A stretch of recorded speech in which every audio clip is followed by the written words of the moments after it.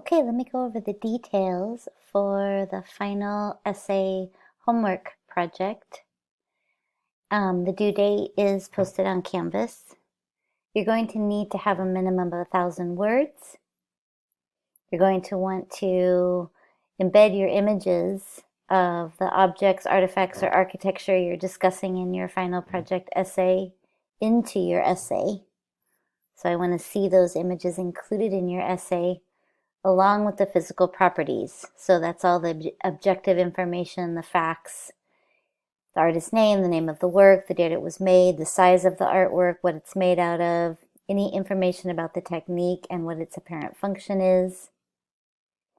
It's required that in your final essay homework project you have an introduction, the thesis of your paper where you're going to be doing the compare and contrast of the two artifacts from the two different cultures that you're writing your paper about, and then a conclusion with at least 3 references. And those can be web links, those can be textbooks, but just indicating what you're using as your research guides. So you're going to pick from 2 of the 5 cultures we've studied over the second half of the semester, and you're going to find an art object or an object or architecture, and you're going to do a compare and contrast between the 2 different cultures and the objects you've chosen. And I've given you a bunch of essay prompts that you can respond to and consider while you're writing your essay. So these are the chapters that you're going to be working with. Byzantine art, Islamic art, Chinese art before 1279, Japanese art before 1333, and the art of the Americas. Very, very diverse cultures to work with. So I look forward to seeing how you're going to compare and contrast the 2 cultures that you choose. You're going to try your best to address all these different prompts. So discuss the similarities the 2 cultures you are comparing might have had at the time when they were acting civilizations, how the 2 cultures might have influenced each other, the differences in the 2 cultures you're comparing. So I want to hear about the similarities and the differences. The use of the object, artifact, or architecture. So how was that used? Why was it used?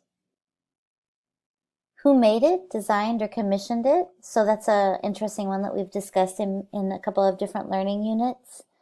So try to figure out, if you can, who made it. If not, who commissioned it to be made. If you do find out who made it, give me a little information about the artist or information about the person who commissioned it. The cultural context of the civilization.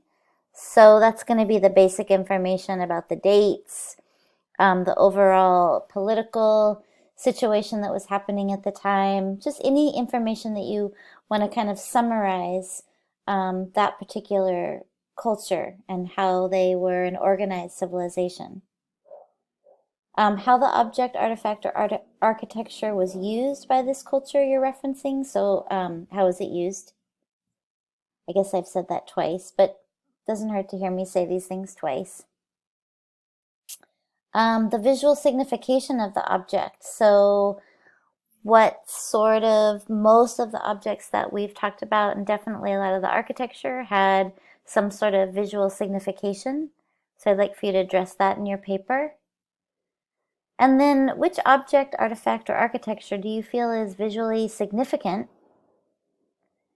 in regards to the culture that made it? So I think that that's something that we've also discussed a little bit, you know, how different objects really do sort of visually describe some of the cultural's beliefs, their maybe their ritualistic practices, their political, how they're navigating their political resources. So does this object, architecture, artifact, how does it visually sort of represent that, if it does? And then explain, and then why did you, out of the two objects, kind of explain to me why the one object you feel visually is significant over the other one. So I think that there's lots of different prompts here that you can navigate and help you with the content of your paper. Obviously, keep me posted with any questions as you're doing research and trying to establish the direction of your paper. If you're having any issues finding information, I'm here to try and help you. And then you'll submit your paper as either a PDF or a Word document. And I look forward to reading what you find. So keep me posted, and I hope this was helpful. Thanks.